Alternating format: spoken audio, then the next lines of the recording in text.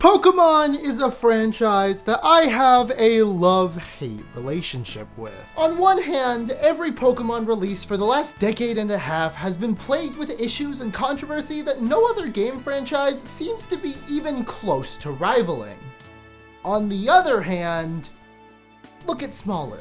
Loving this franchise can be a gamble, because either you're critical and are consistently disappointed with the new releases, you're happy with the new games and hate the critical folks, or you're neither and tired of hearing this conversation every new set of Pokemon games. Or you're more like me, and you somehow fall into all three. Pokémon Scarlet and Violet are the first games since the biggest evolution the series has ever taken, and as such, probably are going to be viewed with a lot more of a critical eye than any other release the series has ever seen. So does it ride off the coattails of Legends Arceus and create something even better, or does it ultimately fail to live up to the hopeful future that that game created for us?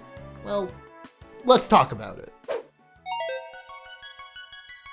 Hey everyone, I'm RVRocks, and the most immediate new attribute to talk about in the latest Pokemon games is how open it is. In fact, if there was one word I can use to describe my entire journey through Pokemon Gen 9, it's open. And this open nature is best seen in the region that these games call home, Paldea. Pokemon gameplay as we know it was redefined in Pokemon Legends Arceus in an effort to cut down on a lot of the tedium long-term fans of the series were feeling at the time. Hisui was built as an open-ish world and cut out a lot of the filler. 7 large areas to explore, catching was dynamic and part of the core gameplay loop, and battles, while not being super prominent to the core gameplay here, were messed with a lot to have a tighter flow, as well as more dynamic animations and more control of different aspects of the battle. And while Scarlet and Violet doesn't carry over everything from that game, you can feel the roots of Legends Arceus in every square inch of this game's design philosophy.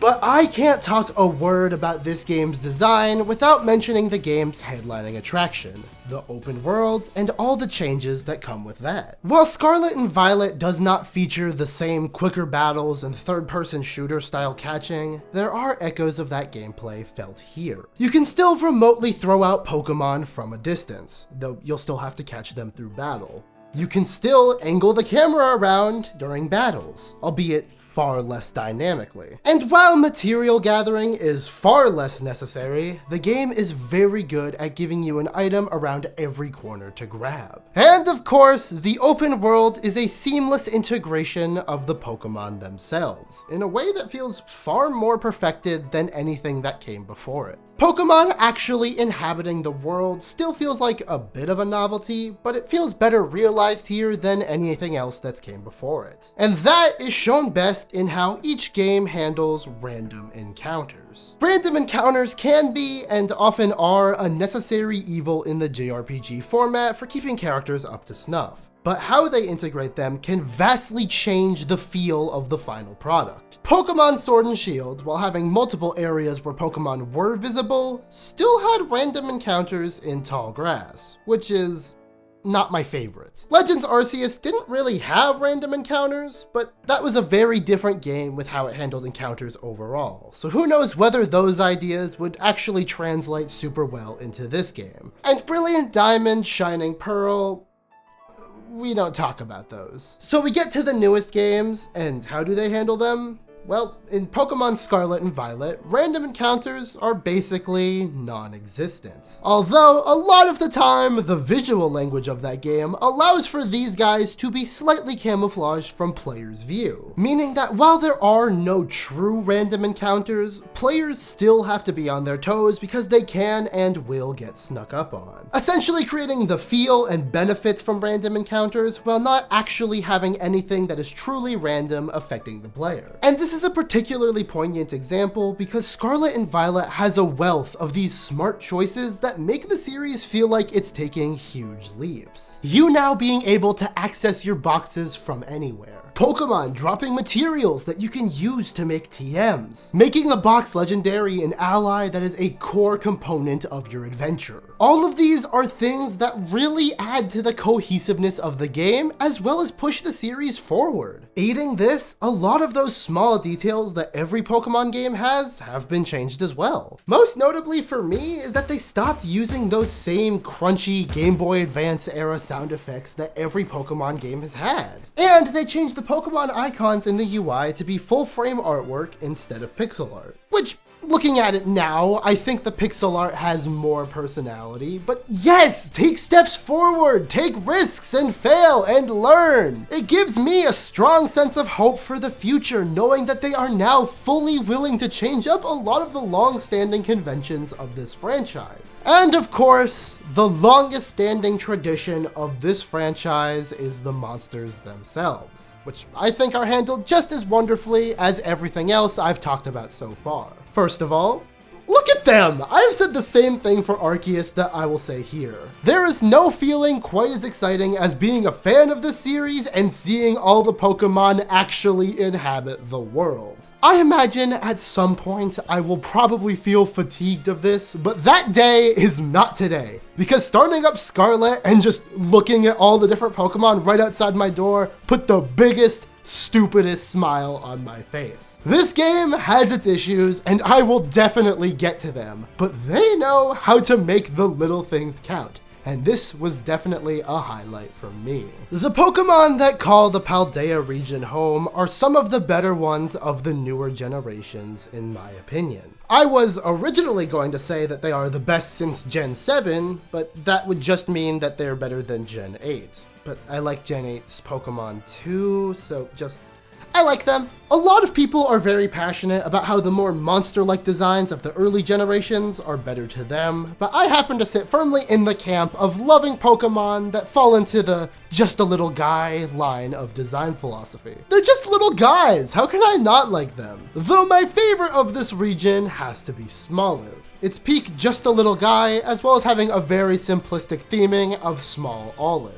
It gets me. There are a couple duds. I didn't love the Paradox Pokemon for the most part, and there's a few too many Pokemon with a normal dual typing, which came off as annoying as someone who likes to diversify types across a team. But other than that, pretty consistent hits across the board for me personally. I ended up with my all-girl team consisting of Dorothy the Skeledirge, Bonnie the Pawmot, Angerboda the Arboliva, Roxy the Garganacl, Nora the Tinkaton, and Marina the Palafin. And if you pay attention to those names, you will know exactly what other media I was consuming at the time of playing this game. And maybe I'm a consumerist pig, but what else can I say? These designs, they just appealed to me. And those appealing designs don't stop at just the Pokemon. From an overall design standpoint, this game is oozing with personality. Everyone from the established, consistent characters to the boring NPCs plaguing each route have wonderful designs. It slots right into that Pokemon design philosophy of making every significant character incredibly cute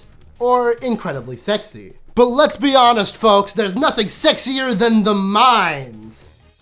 Which is good, because the characters in this game are some of the most charming I've seen come out of this franchise in a long time. Most of the time, Pokemon characters are carried by their designs. Sword and Shield's gym leaders come to mind. Phenomenally designed characters, drawable, cosplayable, but man, they did not have that much going on for them when you looked deeper. And Scarlet and Violet really surprised me in that regard, with each major cast member tying back into the main plot in a major way. But in order to talk deeper about that, let's break down the main plotline of Scarlet and Violet for the uninitiated, or those who need a recap. The game opens up like any other Pokemon game. A new kid arrives in a new town to get a new Pokemon from a new old guy and meet a new rival. In this game, in the form of the battle-hungry Nemona. But that formula begins to change when you stumble upon Raidon, or Miraidon if you played Violet, but I played Scarlet, so boo-hoo, from henceforth they will be known as the Raidons. You two bond and share a cute moment before you are begrudgingly introduced to Arven, the standoffish cook who knows something more than you do about that Pokemon who just saved you who saved it. Quickly after, Nemona sweeps you off your feet and takes you to the Naranja or Uva Academy, where you save your last new character, Penny, from Team Star. Who is Team Star? Well, they're kind of just a series of asshole students. After this, you find out that Arven's problem-causing dad mom had your new bike buddy before you did, which is why Arven knew so much about the Raidons earlier. With all of these plot hooks sunken deep into your skin, 3 days pass and director Clavel announces the continuation of the great Paldean tradition of the treasure hunt. A vaguely described, vague set of time where students can vaguely explore themselves to find their own vague personal treasure. And you, the player character, can find that treasure by completing 3 different paths: the Victory Road, the Path of Legends, or the Starfall Street. And from here, the game splits into 3 different stories, and a number of side materials that the player gets to kind of choose between. So let's talk about them in the order I vaguely completed them in, and the order that is listed in every wiki.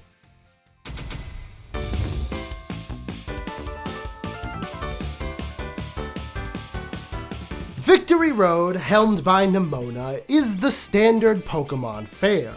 In traditional battles, go to different towns, beat different gym challenges, take down gym leaders, level up your Pokemon higher. The positives here are phenomenal. Nemona is an infectious character to be around, and while I think the game was a bit reserved in giving her any real depth, she's just a fun personality to have around. Many rivals of Pokemon past have the shortcoming of being, well, boring. Most of them are either bad at being rivals, bad at being friends, or made infinitely more interesting in the anime, which in turn hurts the interest in the original incarnation. Nemona, being the closest character to that traditional rival role in this game, is perfect. She's not a mean rival, but she doesn't need to be. She is a champion when you're just starting out, and she's basically making a new team on New Game Plus while you're still learning the ropes. She falls into that Goku character archetype. Static, but fun. Always looking for a harder challenge, but always willing to show her opponents a chance to get stronger. Nemona is a great character. In a game like this, someone fun and encouraging who also acts as a showing of what the end goal of being a champion actually looks like is a great presence to keep around the player. Especially since she is the NPC you will be seeing the most, with Victory Road having 8 gym challenges in comparison to the other 2 stories having 5. And those 8 challenges are the 8 individual gym leaders, who are, once again, all pretty good. I have nothing but positive comments about these guys, and that shouldn't be shocking because Pokemon rarely misses with gym leaders.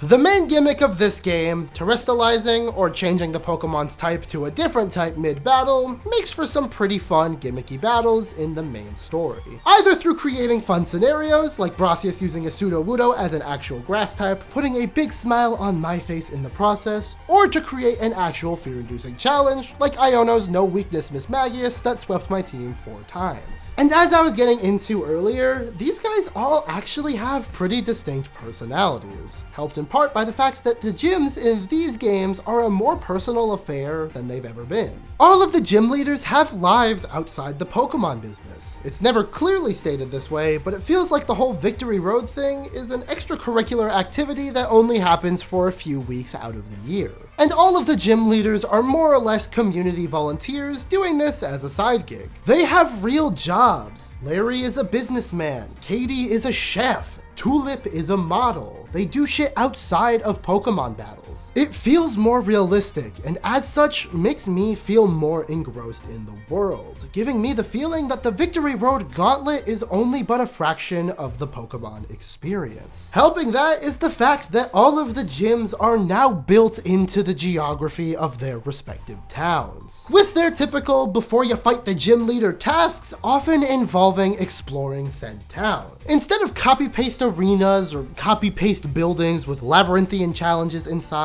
it feels more like what a real world with Pokemon would have. It's down to earth, non-bombastic, and definitely more small scale than what this franchise is known for, especially with only some of the gyms requiring you to actually battle the individual gym trainers. I have seen a lot of criticism levied towards this smaller approach to gym design, but for me personally, it's a direction that I love for the franchise. Out of every character you meet in the Victory Road Gauntlet, only one doesn't have a life outside of Pokemon, and that's a child. with the rest of them being encountered doing their normal daily jobs before and after you battle them. And I can't specify how much this helps endear me to them. It gives the feeling of a living, breathing world featuring these creatures instead of a world that's built around the existence of the pocket monsters. Though with this change, the gym leader's significance to the plot has wavered. There's no black and white or sword and shield moment of all the gym leaders coming together to lend a hand in some way, making them just a couple of guys. But honestly, I actually really enjoy that simplicity. While the gym leaders have never mattered less, they've never been better realized. In a way, the Victory Road feels like one of those kids' scavenger hunts at a mall or a museum or a Comic-Con where they tell you to go walk around the city and look for familiar landmarks. It may sound lame, but it's so charming as a little backdrop for this set of students learning about the world around them and their place in it. To wrap up this plotline, you battle the Paldean Elite Four, consisting of that aforementioned child, a secretary, Larry picking up a double shift, and the art teacher. Then you fight Gita, the strongest champion out of the entire region, Nemona's idol, the head of the Pokemon League, and she sucks. Listen, I've been doing a lot of loving, but I promise there are things that I hate, and Gita is one of them. She has one of the weaker designs, in my opinion, and her team is just comically unimpressive. Like, get this, her main partner Pokemon is called Glamora. It's a rare Pokemon that you haven't seen yet in the entire game, with a gimmick that makes it shoot toxic spikes when it takes damage.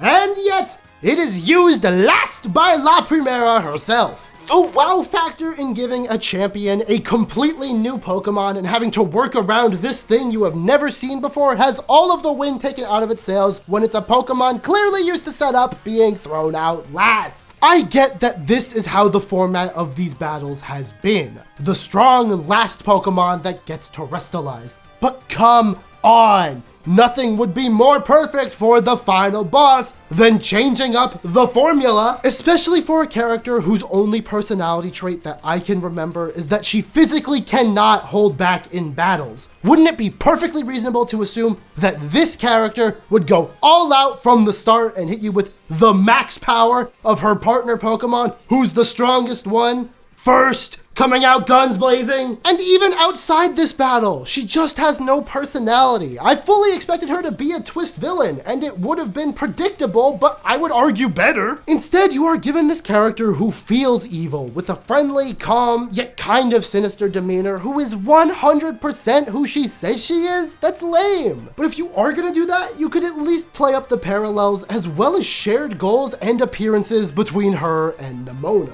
You know, the very bold, outgoing Nemona who shares all of her life goals with the closed-off Gita, it could have made for an interesting dynamic if they were sisters or something, which I also expected to see given their similar appearances, but maybe that would have been retreading old ground. Point is, in a game full of characters who have strong, defined character traits, the final boss of Victory Road, arguably the most important character to get right outside of your partners, is super lame. She is for sure going to go right next to Diantha in all of those Pokemon champion ranking videos, calling it now. You beat Gita, making you the newest in the long lineage of Paldean champions, and of course, Nemona is just chomping at the bit to fight another champion. You do one more final all-out battle with Nemona, ending the Victory Road.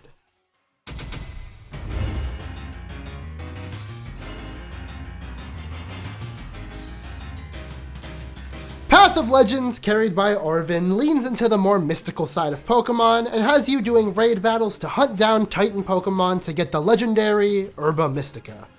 HM. Arven is hunting down Herba Mystica to heal his partner Pokemon, Amabostiff, and in the crossfire, Herba Mystica gives the Raidons more movement abilities. Arven is this game's emotional core. That first cutscene when you find out why he is hunting down Herba Mystica in the first place is, with no exaggeration, heartbreaking. Anyone who has ever formed a meaningful bond with an animal knows that earth-shattering pain of your friend being close to death, and using that very real life experience in the context of a series all about befriending animals is simultaneously genius and a bit mean, but it makes for one of the most down-to-earth plot lines and a great, if not the greatest character to grace this game. And a character who has had it rough. My guy Arven, alongside being confronted by the apparent mortality of Pokemon, has parental issues out to the wazoo. His mom-dad is one of the scientific greats of their time, but is also entirely absent from Arven's life, alongside his other parent who is barely touched on. So Arven is A, alone, B, trying desperately to cling on to the quickly fading remnants of his family who didn't abandon him, and C, constantly having to hear about how great his abusive parent was from everyone around him. These three issues then culminate in our quest with Arven to hunt down the legendary Herba Mystica from Titan Pokemon. All stuff he learned about thanks to his mom-dad's immense studies. From here, it goes into a formula of finding a Titan, fighting them twice due to whatever circumstances, defeating them, and gaining access to the glorious Herba Mystica and feeding it to our respective partner Pokemon. All while the professors seem far more interested in talking to me than they are to their own child. Arven's plotline is easily my favorite here. It feels like with both Starfall Street and Victory Road, there was a preconceived notion of how these things should go in a Pokemon game. And when it was time to develop a plotline for the legendaries, well, that one usually changes up each game anyways, so they can do something completely different here and something infinitely more personal. And man, it pays off. I was invested in this plotline, and it helps that the reward for completing Titan tasks is more movement abilities for the Raidons, something that you're going to be needing a lot. It makes you look forward to completing it for both the story reasons and the gameplay unlockable after, which is a great balance in any game. Some of these movement upgrades feel kinda superfluous, like running faster while holding down the B button shouldn't count as a movement ability needing to be unlocked in my opinion, but they result in tactile progression. And I cannot understate the value of making the audience feel that progression. Speaking of the Raidons, this plotline, albeit very subtly, also touches on something that this game does masterfully, and that is that they make the box legendaries feel special, but not world-ending. Too many Pokemon games result in a 10-year-old having to save the entire world by the end of it, with a world-ending deity captured by their side. And without getting ahead of myself, while there are elements of that here, these individual plotlines are appropriately small-scale for this setting. Arguably the most appropriate across the entire series. And this small-scale format creates an issue for the legendaries, most of whom are world-ending forces, most of whom are super strong, and most of whom are only encountered towards the very end of their games. Making the emotional attachment to these Pokemon, something that I really value in any Pokemon game, nigh non-existent. They've tried to create this connection before, most notably with Nebby, but guess what? Nebby also went immediately to the box after that one cutscene, alongside the rest of them either way. However, the Raidons are encountered early and unable to battle, but instead act as the main modes of transportation across Paldea for the player. Thus, they are just as much your partner, just as much a part of the team without having to take up one of 6 valuable slots or risk them being too overpowered for the believability of the game. These choices take a Pokemon that, in my opinion, has a very underwhelming design and make you love it as much as your starter.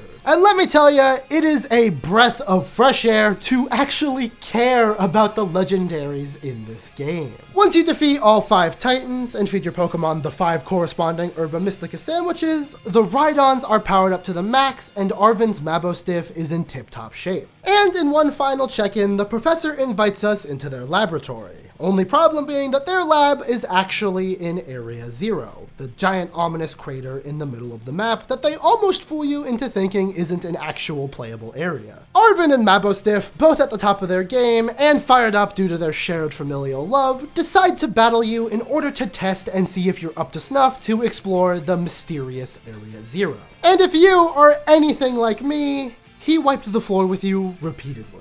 Perhaps we should finish up our other plot lines before we try to defeat Arven, concluding the Path of Legends.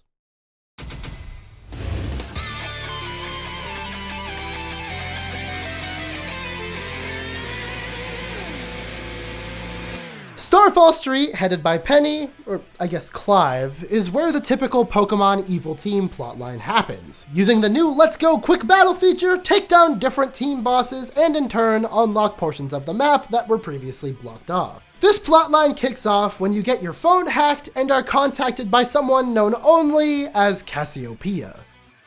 You get it?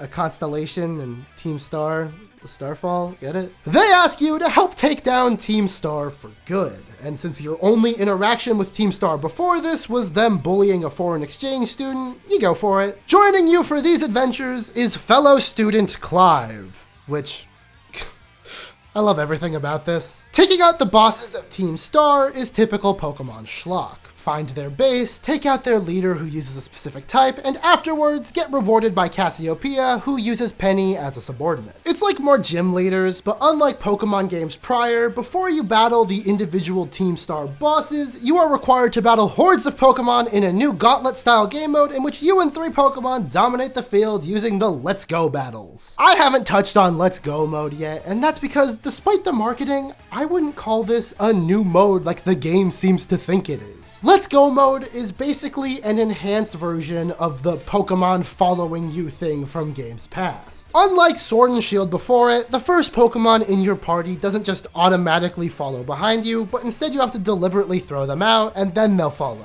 And while they're doing this, they can pick up items and such. It's your guy following you around. It's cute. It makes for good YouTube footage, but you walk faster than almost every Pokemon in the game, so you have to repeatedly throw them out to keep this up, which is annoying for the few Pokemon that require this to evolve. Also noteworthy is the Let's Go battle mode, which will automatically battle a Pokemon, which 9 times out of 10, if you have a type advantage, you will automatically win, and if not, your Pokemon just gets returned to you with some health lost. For some reason, this simple quality of life feature was considered a different game mode, and as such has several really long segments focused on it. These segments aren't challenging, and are more so just mashing the R button while occasionally healing up. Type advantages don't really matter, it just means more visits to the healing stations or Clive, resulting in Pokemon choice being less strategic and mostly dependent on how fast you want to clear this. It's a fun novelty, but when there are 5 of these challenges that play out nearly identically aside from the target amount you need to beat, it wears incredibly thin and does not justify time taken.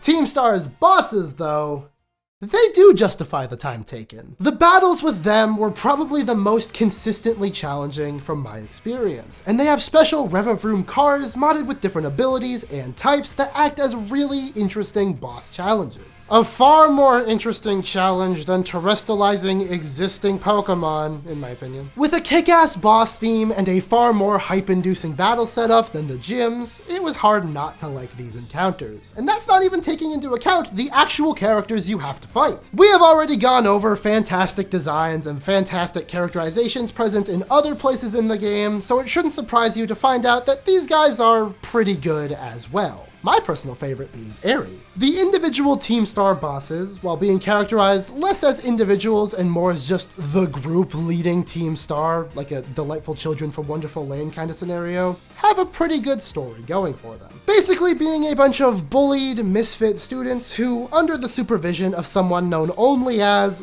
the Big Boss, started a cabal to bully the bullies. And you know what? I love that for them. This plot eventually goes in some pretty whack places, but learning about these guys is just so much fun. It's the perfect villain for a school-based story. Basically a toxic clique that's super confrontational that everyone just learns to avoid. We've all seen it, we all know it. It's perfectly small scale and believably sympathetic enough for them to be both understood but still hateable enough to battle.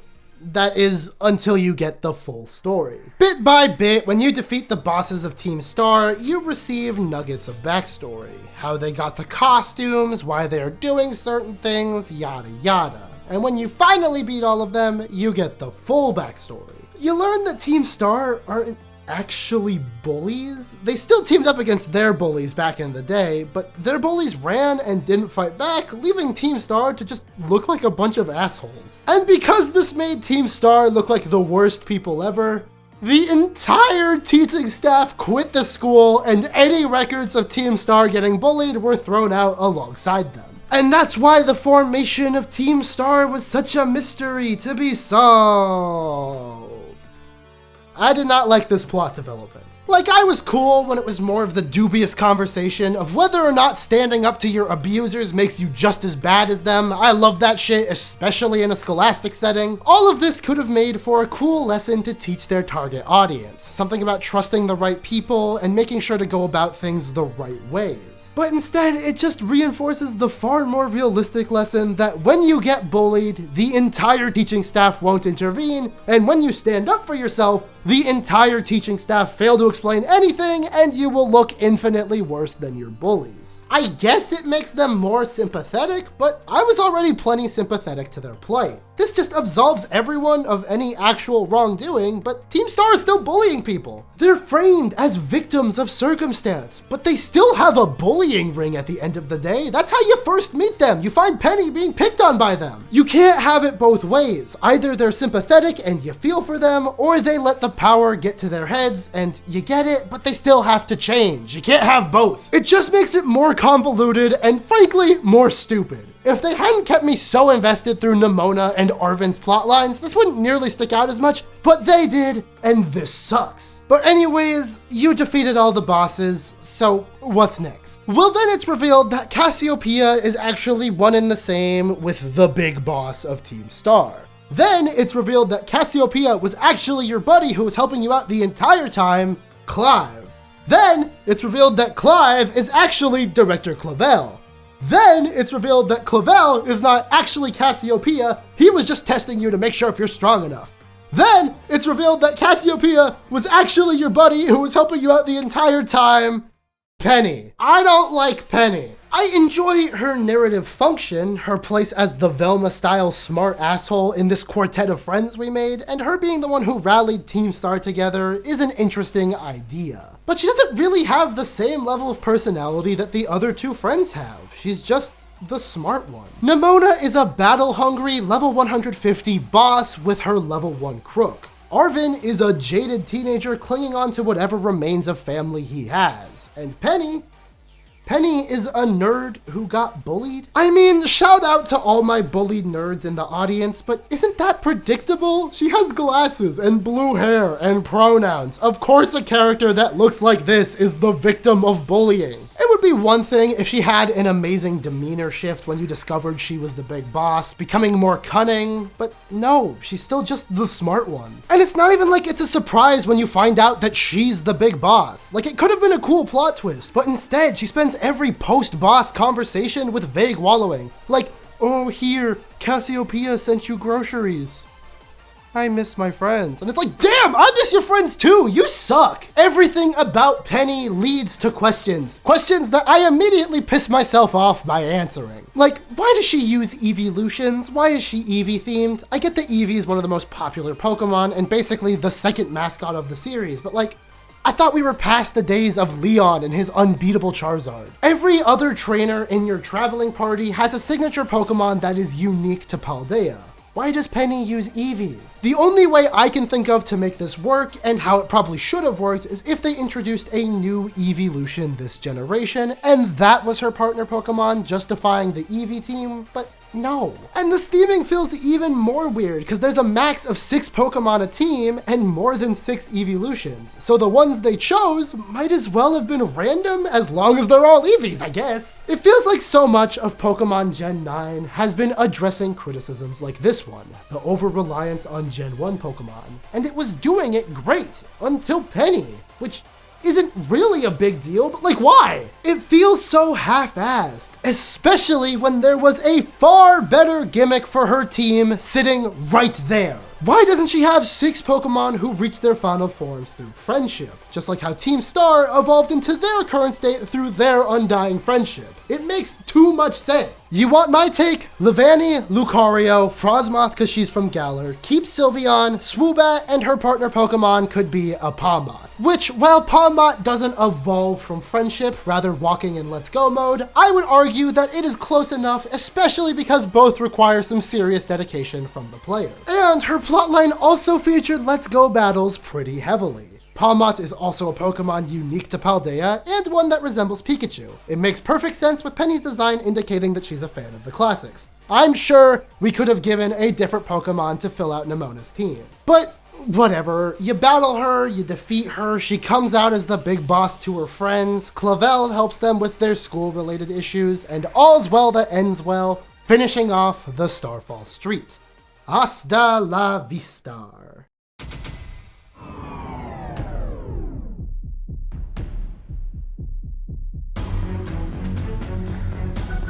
When all 3 individual story arcs are completed, you are given one final story path. Arven exclaims that if we are going to go down into the Area 0 hole, we will need someone smart and someone who is strong to aid us in our journey. And it turns out, we have 2 friends who do just that. So we all group up, and using some of the newly unlocked powers of our dear friends the Raidons, we venture down into the mysterious Area 0. And I say this without a hint of exaggeration.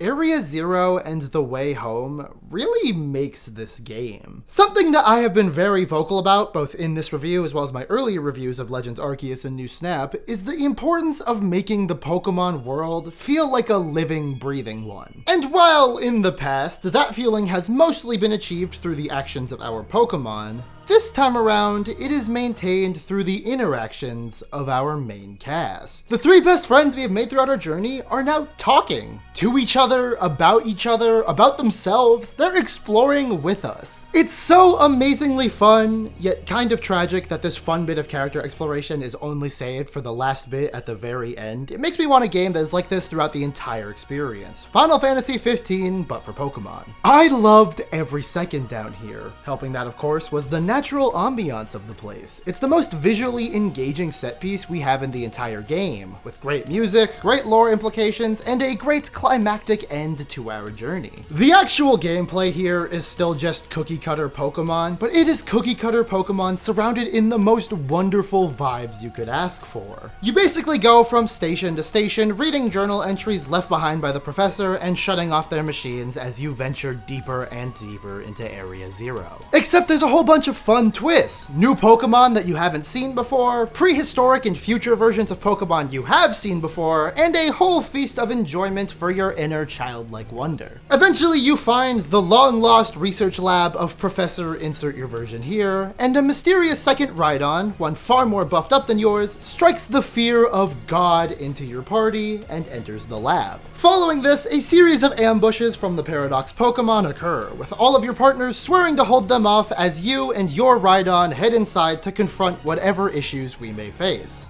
And what we're met with is something odd. You find a robot, one with the body, mind, and memories of the professor, but not the real professor.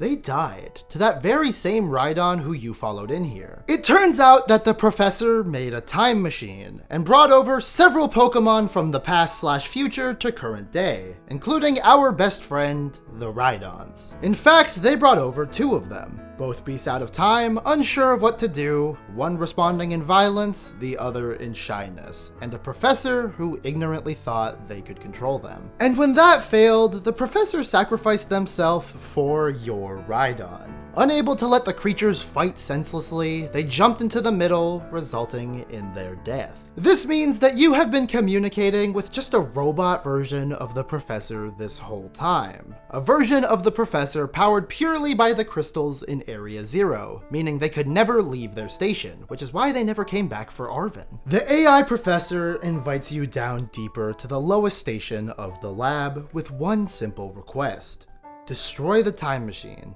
imparting a warning that the moment the shutdown starts, the AI professor will be forced to do everything in their power to stop you. You're led to the machine, and lo and behold, when the shutoff sequence starts, the AI professor turns on you, leading to a battle with them and their team, consisting of all of those Pokemon lost out of time. This battle really floored me in my first playthrough. Yes, because of the dramatic tension and outstanding animation on the professor, but also because this game has been consistently difficult for me, a far cry from Pokemon games past. And this, the game's true final boss, really emphasized that for me. You eventually defeat the professor after a couple tries and a lot of item cheesing on my part, and soon after, your friends catch up to you, leading to a big emotional climax with Arven and his not, but also kind of parent. And truthfully, all things considered, for everything that this poor boy has been through, he handles it surprisingly well. However, this moment does not last, with the AI professor being quickly taken over by a mysterious force known only as the Paradise Protection Protocol.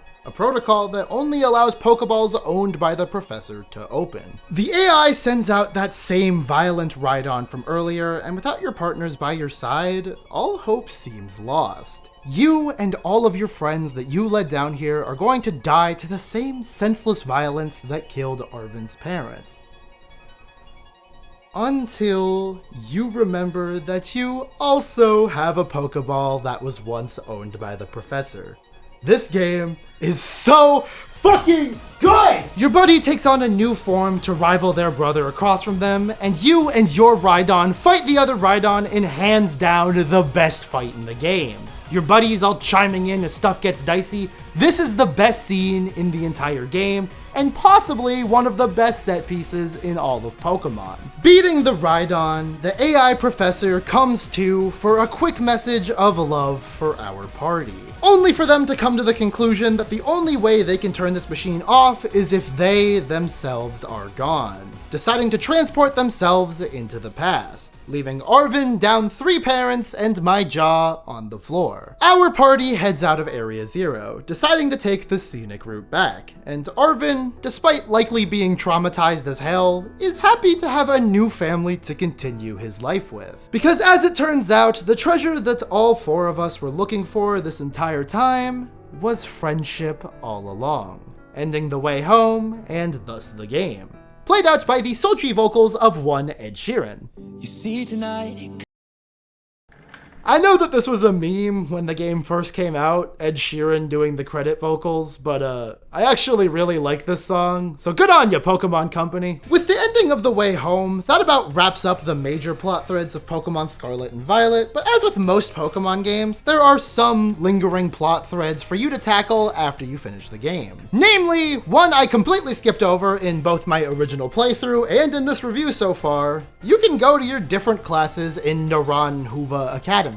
These are basically just dialogue segments that last a really long time about basic school subjects. They have a Pokemon twist on it, sure, but I was not nearly into the teachers enough to go through all of these different classes. It's fun that these are here, but all they really do is add a reason for you to care about the teachers when you face them in the post-game. And yeah, the post-game. Much like Sword and Shield before it, there is a sizable post-game side quest should you choose to actually play it, which it took me a while to do. And this one is similar to Sword and Shield because it is mostly a reason for you to revisit all of the gyms again, culminating in a tournament featuring all of the guys you've gotten to know up until this point. It's fun, no complaints myself. Pokemon post-games in the age of online does not need to be anything that special because we all know the real post-game is sweating it out with some strangers. And the last story-based item that we have on the docket for this game is the post-game conversations. Basically, around the school area, you'll find your partners from the main story roaming about, and when you talk to them, you'll get some final notes for their story arcs. Penny stalks the leaders of Team Star, worried about their reintegration into the traditional school system, only to find that they're all holding up just fine, and she need not worry about her friends. Arven struggles with imposter syndrome, after realizing that he already completed the 2 things he strived to do his whole life: learn about his mom and save his Mastiff,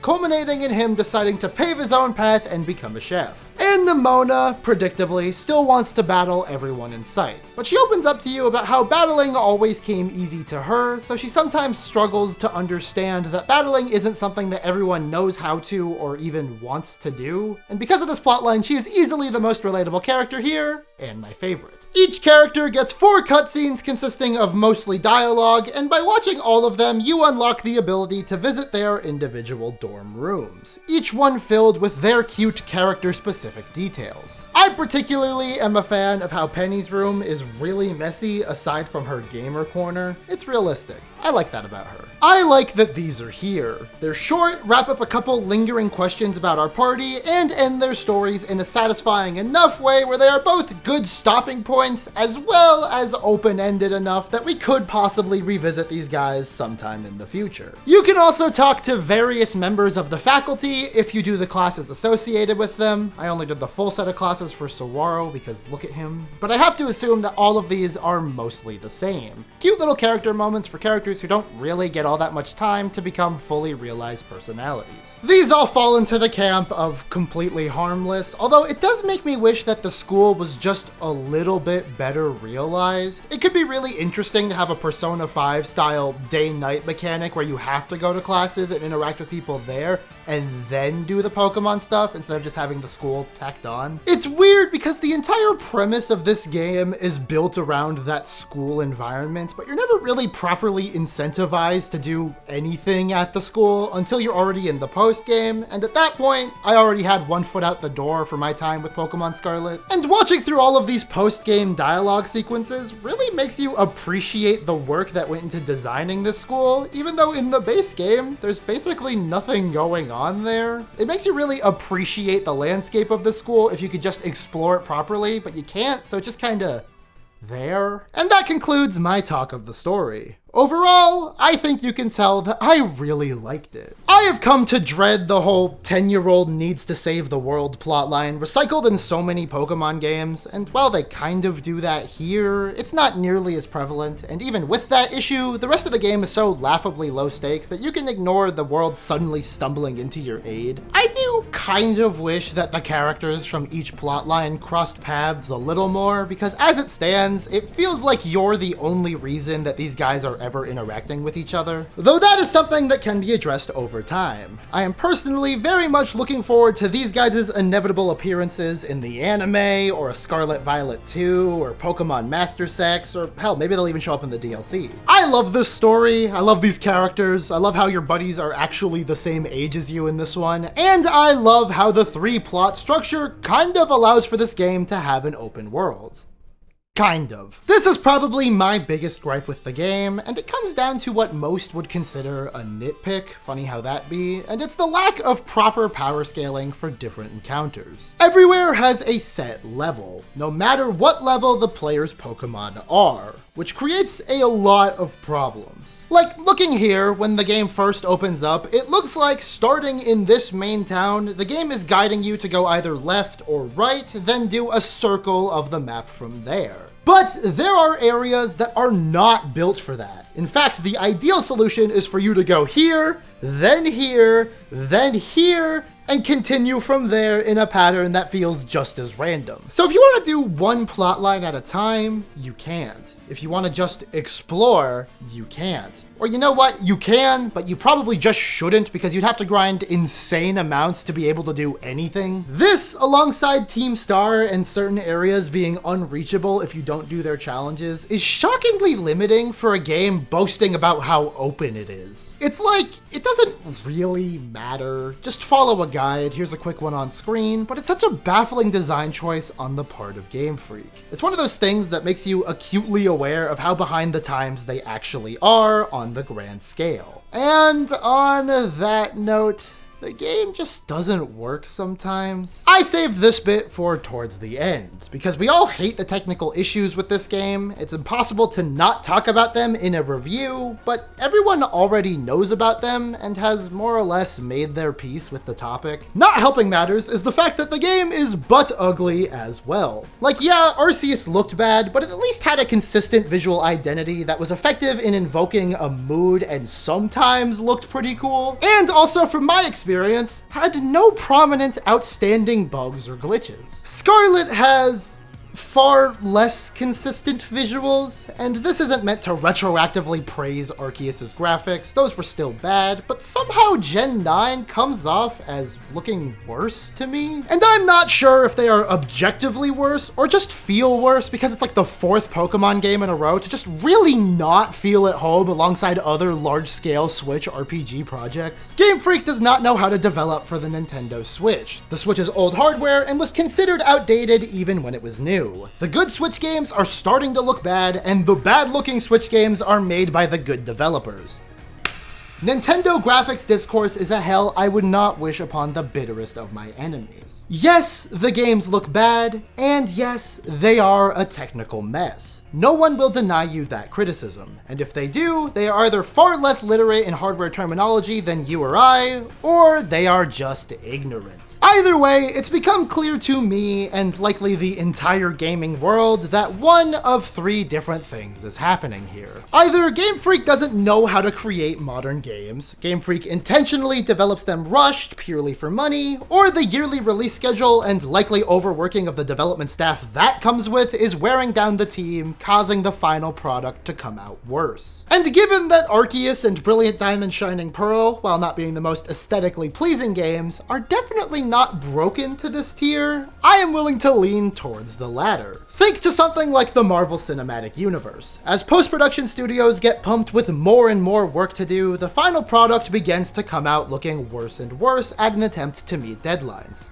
I hear these guys are unionizing. That's a good thing. Support your unions. Regardless, it's pretty obvious that at this point, the IP carries the developer, and not vice versa. As much as I do love a lot about this game, none of that sentiment is given to the higher-ups of Game Freak constantly making these work orders. At the end of the day, though, the reason why these bugs are there does not matter for the purposes of this review. Just that they are there, and they can dampen the experience quite a bit. A lot of the bugs that others have seen are bombastic and definitely eye-catching, but I, unfortunately, did not have anything like that happen to me in my playthrough. Personally, just a few straight game crashes, none of which lost too much progress, but man, this always just takes the wind out of your sails when it happens. However, my sister, who I played this game in co-op with, had a little more luck in that department, so please enjoy all of this footage she captured on her Switch of the game breaking. I think your enjoyment of the game, despite these issues, really hinges on your ability to separate the good from the bad. Most of the time, while these issues could hamper progress, they just allotted for extra entertainment value, and to be honest, brokenness like this is kind of par for the course for buying an open world game at launch. Cyberpunk, Pokemon, Skyrim, even Starfield, they all have their flavors of broken. Or, as my sister puts it, there is nothing in Pokémon Scarlet and Violet that is worse than what I have seen in Genshin Impact. But unlike the soulless Genshin Impact, there is a lot of love to be felt through the issues. For every texture that glitches as I run towards it, or every loading screen that takes just long enough to make you think something is wrong,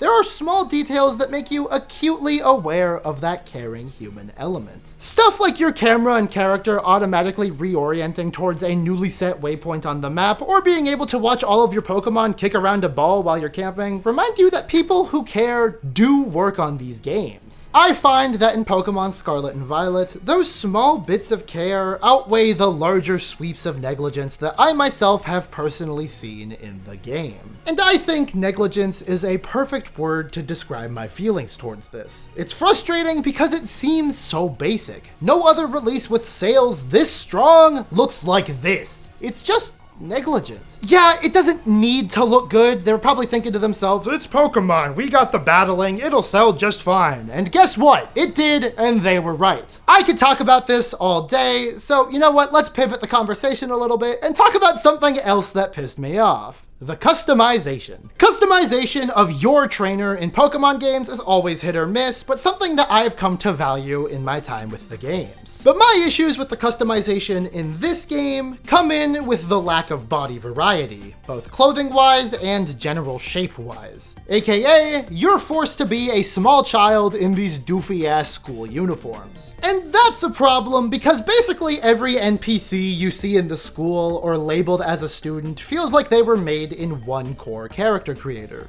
One with options that I wish we as players were given. While stuff like the hair is only slightly different to ours, the variety of body types, heights, and general face shapes activates a sort of Pokemon body dysmorphia. And you might be thinking to yourself, RV, you play as a 10-year-old child. They don't need to be customized like that. And normally, I might agree with you. The problem is that this game clearly has a large priority on that inclusive gaze, with body types and skin tones across the board being far more diverse than I think Pokemon has ever been, and it feels weird that the players themselves don't get to benefit from this design choice. Especially when the game goes out of its way to establish the Naranja/Uva schools as more university-style establishments with students who run the full gamut in terms of age, body style, and skin tones. The fact that the players can't take advantage of that setting makes it feel like a missed opportunity. I am almost 24. I am a large, fat man. And as much as this franchise wants to pretend it's grown up with its player base, I don't think I'll ever agree with that sentiment unless they stop making me roleplay as a svelte 10-year-old boy. And that's not even getting to the worst part of this. The uniforms suck ass. Why are they like this? Why can't you just customize your clothing style? Why is the game married to uniforms in the first place? I just said that the academy is like a college. Are there really permanent uniforms for an academy that has students ranging from 10 to 60 years old? Why did you lock the colors of the uniform to the game? I initially thought it was just to show off what version of the game the player has, but they're gonna have the Raidons to show that off anyway, so what's the point? If you really wanted to have a permanent indicator for your version of choice or mandatory school spirit, I feel like there's gotta be an alternative here that would make infinitely more sense. Maybe different hats that have the school orange and purple colors, including a hair clip option for the more minimalist players. Or perhaps some kind of wristband that you can choose where on your body to wear it on. Or a varsity jacket with customizable patches that you can apply after in-game achievements. I really like this idea. You should use that one. It's weird, right? Weird that the customization is worse than it was in X and Y, which came out like a decade ago. Weird that the DLC doesn't look to be making it any better, just offering more terrible base outfits. Weird that the entirety of character customization for this game is stuff that would be under an accessories tab in any other mainstream release. But we all know that Game Freak, Pokemon, and even Nintendo never pay attention to the mainstream. And that is most evidently clear in this game's multiplayer, being the first Pokemon game boasting about how it has full co-op. And man, let me tell you, co-op was what I was scared of most going into this release. When I was young and I first picked up Pokemon X, I dreamed of a day where me and my friends could roller skate through Lumio City together. Full-on co-op exploration in a Pokemon game is something that I have wanted for a really long time, but something that was only ever implemented in a flawed way in a flawed game. And lo and behold, that was something that was promised from the beginning for Scarlet and Violet. But I still had no hope they would get it right. Good co-op can make a bad game feel great, but bad co-op can make a good game nigh unplayable. And while Gen 9's implementation of co-op here feels more passable than good, it definitely fulfilled that purpose while still having some issues. Co-op in Pokemon Scarlet and Violet is not an integrated experience. It's not like you're hopping into someone else's version of the Pokemon world or that the world is shared between both copies. It's just the normal single player, but your friend is also there with very limited interaction possible between the co-oping players. I played through the entire game, multiplayer on, with my sister, and there is a certain fun in being able to explore the world together and see each other battling, but I wouldn't necessarily describe it as co-op. Aside from picnicking and the other version's Paradox Pokémon showing up in Area 0, there's not much activity for two players to do together in the open world, meaning there's barely a reason to do co-op. At most, playing the story with a buddy means occasionally seeing them in the background of cutscenes and walking from encounter to encounter with them. And that would be fine if it was limited to the story, because I could understand if that was meant to be completed solo, but stuff like the raids wasn't really cohesive to tackle together either, because you still have to invite the other players through all these different menus. And for the most part, it just kind of feels like you're playing a Pokemon game next to someone who's also playing that same game at roughly the same pace. Perhaps they could at least sync together battle introduction cutscenes across different devices, and that could have helped this problem, but with the variance in Pokemon battles that comes with completely different teams taking on the same challenges, I have no idea how they would have even begun to tackle this problem. Certain challenges, like the Titan battles, could have easily snuck in a couple extra players and scaled that for difficulty, but other than those, I find difficulty in logistically trying to make this work any smoother than it currently does. Which I guess is a positive. It's clunky and awkward at times, but if I can't think of a good solution other than building the entire game around a 4-man squad, I think it's a fine enough implementation. And honestly, fine enough is the phrase that I think most people would say is a perfect descriptor for Scarlet and Violet. But I am not most people. I fucking love this game. And you might think to yourself, but RV, you complain so much. How do you love this game with all this criticism? But that's what I do when I really enjoy something. Do you really think that if I felt anything but pure, unadulterated love for this game, that I would complain about the clothing, or Penny, or the graphics? Those things only stand out as much as they do because they are passable or bad in a sea of greatness. I do not know how many different ways I can say that I loved this game. If anything, it's a reverse Sword and Shield for me. Looking back, those games were weak storytelling-wise, but made up for it for me by having a really fun competitive metagame. Whereas Scarlet and Violet had a story that was so fulfilling that I did not feel the need to touch competitive with a mile-long stick. Obviously, this is mostly a joke. I had no interest in Scarlet and Violet's competitive scene because I don't like terastalizing, and that is reflected perfectly in how little I talked about it throughout this video. It's not a great mechanic to use against other players and only kind of allows for some fun in the story mode a little bit. If you want me to be negative, there's my hot take. But who cares when the casual parts of this game are just so much fun? I would rather take my time doing raids with friends than trying to breed a sweaty team anyways. The game captures that feeling of having fun with your friends masterfully, really capitalizing on the hang-outitude of Pokemon. And that just so happens to be what I love most about this franchise. Yes, there are issues, technical problems, flawed multiplayer, and the open world's not actually open, which makes the entire experience feel more like a great first try than a good game in its own right. Which is especially worrying because this game is objectively not the first try. That title goes to Legends Arceus or maybe even Sword and Shield. But I fucking loved Scarlet, which is weird because I am usually on the Pokemon hate train. Places like the Pokemon subreddit or a couple of the loud pronounced voices here on YouTube would have you think that these games are actually the worst in the whole series. But they're not? If you can look past the performance issues and the stuff that we have been complaining about for a while with this series, there truly is a phenomenal game here. And if you can't look beyond that, I mean, fair enough. Those issues exist and are no doubt a big deal, but I would argue that you are robbing yourself of a fantastic experience.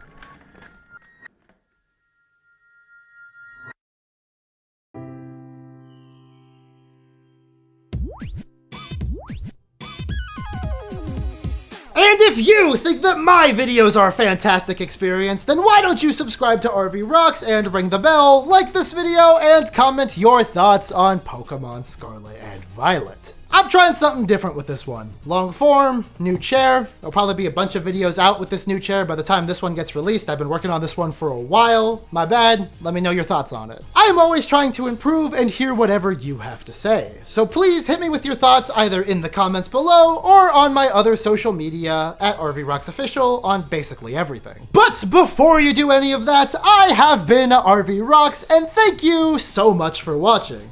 See ya!